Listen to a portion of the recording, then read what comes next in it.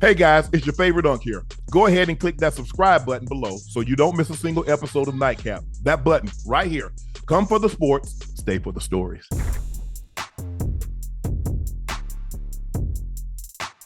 We got a very special guest joining us. There he goes. Tomorrow on Netflix, he faces Seth Rollins, WWE Raw on Netflix. CM Punk. CM, what it do? Oh, my brother, how are you? Don't mind me, CM. I got a little celebration. Celebration going. I'm celebrating you. You celebrating me. We celebrating us. I'm drinking my sparkling water for both of you gentlemen. How are you guys doing tonight? CM, I'm doing much better than my partner. I'm not feeling good, CM. My Bengals are going home. Unc is making fun of me. He's embarrassing me in front of people I love in the chat. Yeah. I'm trying to find a way to get over it. I'm trying to find ways to get around the fact that we not only did we lose, the Chiefs didn't even try today. They didn't even pinch the Broncos. They didn't fight. They just laid down. They laid down. So I have no way to actually to fight for myself. I'm doing everything I can not to cry tonight. So far I'm doing okay. Just keep your head above water. If I could give you any bit of advice, this is coming from a Chicago sports fan. Bears, Cubs. There's always next year, Chad. There's always next year. I like that. I'll take that. Yeah, that's what I was going to get. Your Bears did something that hadn't been done since 2018. They beat the Green Bay Packers. It was the final game of the season, but hopefully it gave you hope, showed you what could potentially be for your Chicago Bears. Hope is a four-letter word in Chicago sports. There was hope at the beginning of the season. I just am comforted in the fact that I can at least make fun of the Green Bay Packers and their fans for losing to this Bears squad. That's the hope. That's the silver lining in the Bears game today. CM, tell us a little bit about tomorrow's match. WWE Raw on Netflix. You're battling Seth Rollins. Now, yes, this is a beef that you guys have had brewing for an extended period of time. Yeah. Are we going to settle this tomorrow? I would love to say yes, but for some reason, there's a lot of guys in the wrestling business that have these abandonment issues when it comes to me. Like, I don't know if they didn't have like a real strong father figure or whatever. But no, I would love to say I'm moving on to bigger and better things. I would love to be wrong about that too, but I think this is one of those. This is one of those Hogan Savage deals that's going to just go on for as long as the beef has already been festering, 10 plus years. We're talking a decade here. I don't think even as big a night as debut on Netflix, and then no matter how bright the lights are, I think this one's going to fester for a while. So what would be your message to Rollins and his fans coming in tomorrow's match? What's your message? What do you want to say to him? If he's listening right now, I know some of his fans are, but if he was listening right now, what would you tell him? I'd say the same thing I just said to Mr. Ochocinco. There's always next year.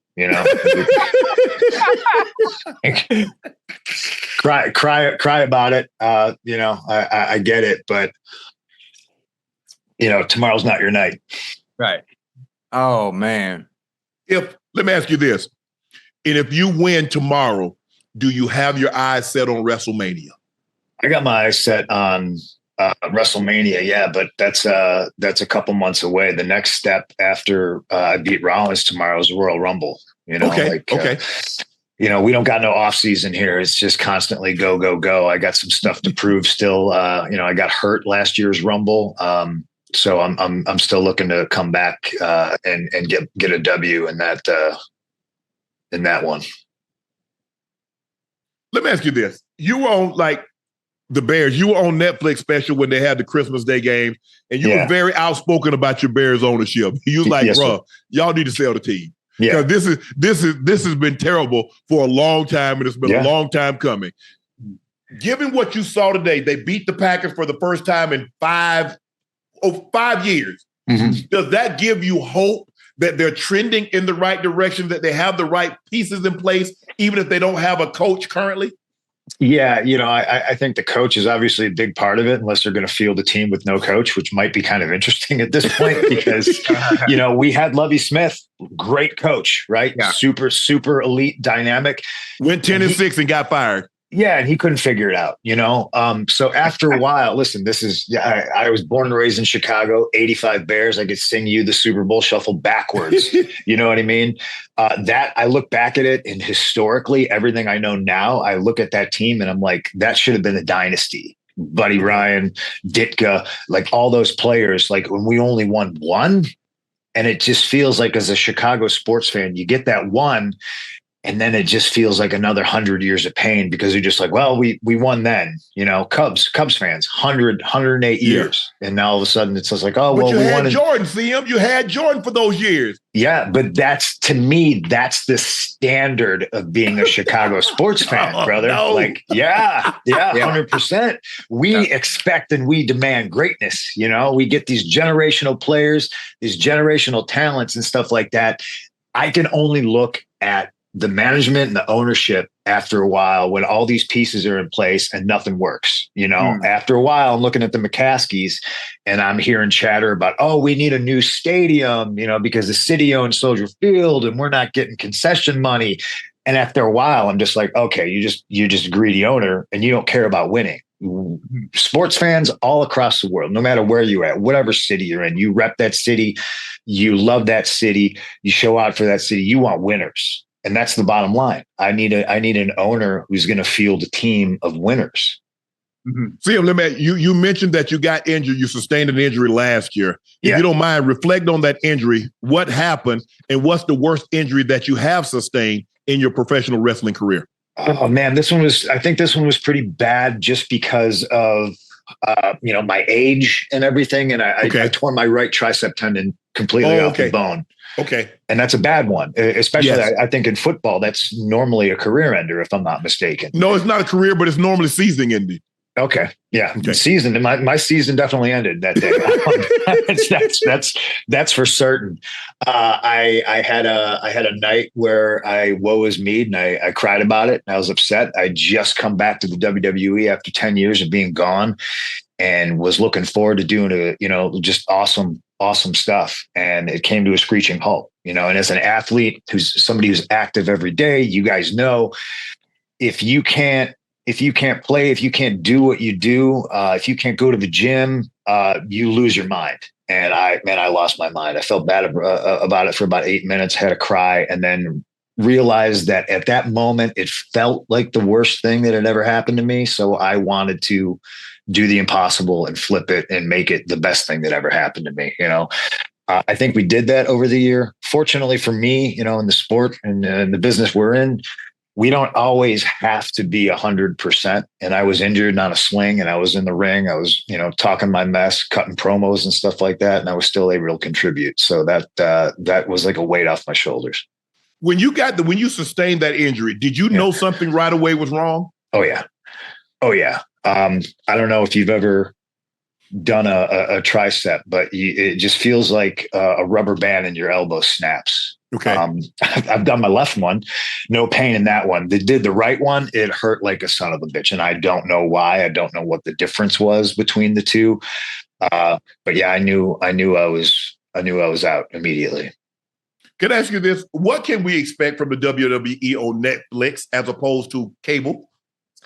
I don't know. We're all going to find out together. I think personally, the format of the show is going to be a little bit different. I think people are asking questions about commercials. Obviously on cable, we gotta, we have a lot of mouths to feed. Got to pay the beast. I like to say, and that's going to be the same on Netflix. But I think it's also going to be different. I think you're going to see stretches where you're getting the first hour, maybe the first 90 minutes commercial free. Okay. And I don't know if it's going to be picture in picture. These are questions for people in a production truck. But I just know, because Netflix is streaming and it's not cable, we're not going to be kind of up against You're the not wall. bound by the same standards on cable television Like, as you are on streaming service. Especially like time constraints, you know. That's like the biggest difference between wrestling for just an audience or wrestling for television. Like you got to know when your breaks are, how long the breaks are, how much time you got left in a show, when it's drop dead, if you got an extra 5-minute overrun, you know, because there's another show after yours, you know. So it's not like football where it's just like, hey, we're continuing this until the last whistle, until this game is over. Or even then you're getting the crawler saying, hey, we're on FS1, you know, we're switching over to FS2 because this other game's bumping us and stuff like that. So there's definitely some stuff that we're going to be working out as we go. But I love that. I love that live TV chaos. Anything can happen and anything can go wrong atmosphere. You know what? Did you go ahead, Ocho? Hey, I have a question. Obviously, being a wrestling fan from young, even still to this day, is there a dream match that you have? Is there a dream match that you have involving a legend from either the past or currently today that you haven't had or you would like to have? Yeah, I mean, I think everybody, when they ask me that question or when they hear somebody ask me that question, one name always comes to mind. It's Stone Cold Steve Austin. Oh, you know, unfortunately, he had to retire because of like injuries and he had a stroke and everything like that. But Bret Hart's another one. Bret Hart would be a dream for me because that's a guy that I looked up to when I was a kid. That's a guy that helped get me into this sport just from an interest perspective. And that's a guy to this day. I could text Bret right now and be like, what's up, Bretsky? I have a question. I need some advice. And he'll let me hit me back up like right away. So much love to him. Got to mention him. And there's just, I think we have a pretty wealthy locker room when it comes to talent right now. So there's a lot of people that I would love. I'd love to get in there with Gunther. He's the champ on Raw. Love to mix it up with my boy Cody. But as far as the legends go, the ones that probably aren't going to happen, but they're dream matches, I think Austin's up there with Austin's number one with the bullet. CM, did you always want to be a wrestler? Did you play sports growing up? Did you know watching this, like this is the direction that I want to go and I want to be in this sport? Yeah, I played baseball when I tried out for my football and wrestling team when I was in high school, but they told me I had to cut my hair, and I pieced out after that. I was like, and now I look, and every jock in the world just got like a wild mohawk, and I'm like, that was me when I was 14. Like, why wouldn't you let me on the team? What the heck? I didn't. I grew up. I like to say I was economically challenged. You know, so like most of the sports were pretty expensive. Couldn't play hockey because I couldn't afford skates or pads or sticks. Baseball was pretty cheap, and then everything. I was a catcher. Everything changed for me when I had to get glasses. The mask wouldn't fit over my Coke bottle glasses, and my parents wouldn't spend the money for contacts. So my baseball career was cut short. Wow. WrestleMania 41 is in Las Vegas. You say Raw is after the Netflix special that you have with Cody with Rollins.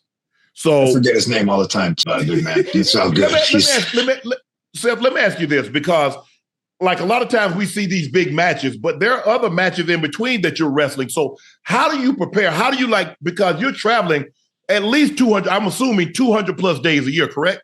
Yeah. It definitely used to be back in the day. Now things have changed, you know, and things have changed because of these big TV deals, you know, this big Netflix deal. The money that was in wrestling used to be kind of driven by live events. So we would do a TV on a Monday, but I'd be on the road Friday, Saturday, Sunday. We would record SmackDown on a Tuesday. So I would be on the road 5 days a week, 6 days a week. And that's on top of all the press and everything else you're doing. Nowadays, it's a lot less. I think it's better. I think it's better for all the athletes. But you wind up, I think, missing out on those live shows where you're just wrestling for fans. You're not necessarily wrestling for TV. You do build up a callus, you know. And we're kind of missing that right now. At least I know I am. We just did a Christmas loop most recently over the holidays, where I was on I was in Pittsburgh doing the Netflix thing for the football game. Yes. And then we went to Madison Square Garden, went back to Pittsburgh, went to Baltimore, cut over to Chicago, and then down to Houston for TV. And like that is my bread and butter. Being on the road, hanging out with the boys, getting to interact with fans. You just have a lot. I don't want to say more fun, because TV can be fun, but TV is more of a high pressure, situation. CM, would you say that the wrestling now is more conducive for a family as opposed to was in the past when you had to do all that traveling and you got a wife or you got a significant other or you got kids? This world we live in now, I should say you live in now, is more conducive for a family. Oh, 100%. If you're an active wrestler, yeah. I used to be on the road, and it was, I looked at it like it was easy for me, because it's still a challenge, but I was young and I was single. I didn't have any kids. I felt like I didn't have any responsibilities. I bought a house. I was just never in it. I lock it and leave it. You know what I mean? And then I could stay, if we had a loop that ended in San Francisco and the next one started in LA, I would just stay in California. Right. Guys who had marriages and kids, I don't know how they did it, and a lot of them didn't, because we look at the wreckage of the past and like we see a lot of broken marriages and alienated kids and stuff like that. But today is much more conducive for like a family unit. And like, when it's all said and done, and you eventually retire, you hang it up, where do you see yourself? Training the next generation, working behind the scene like Triple H, or maybe starting your own promotion? What do you think? Oh no! If I start my own promotion, I want you to find me wherever I am and just kick my ass. That's about the worst idea, man. Right. No, I do think there's an avenue for me to continue to be in the business, behind the scenes, helping. But I think if you're worth your weight, you're doing that now. I think on a football team, on a hockey team, on a baseball team, there's the veterans that help bring in the new talent, the young guys, right? And they help move things along. But three parts to a career, right? You start, and to me, that's when you learn. There's the middle part, that's where you earn, and the third part is return. Now you give back. So I would definitely look forward to that third act, and giving back to the business to me has given me so much. CM, we want to thank you. Tomorrow marks the premiere of WWE Raw on Netflix. Catch all the action at 8 p.m. Eastern. CM Punk, thank you for joining Nightcap. We greatly appreciate that, man. Good luck. Now, when we tune in, and we talk to you in a couple of months, now, we want to make sure that you've done what you say you're going to do, like you're going to take care of business. I promise you, brother, 100%. Yeah, I'm walking into the Inuit Dome tomorrow night, and I'm walking out a winner, and I'm going to have myself a big steak afterwards after kicking Seth Rollins' ass. It's going to be fun. And let me tell you, if at any point you need a partner, tag team at that, I'm always available. Let's go. As long as your last name's not McCaskey, you're my Huckleberry. All right, I got you. Appreciate you guys. Thank you. Yeah. Thank you. CM, thank you, bro. Appreciate it. Good luck tomorrow. Thank you.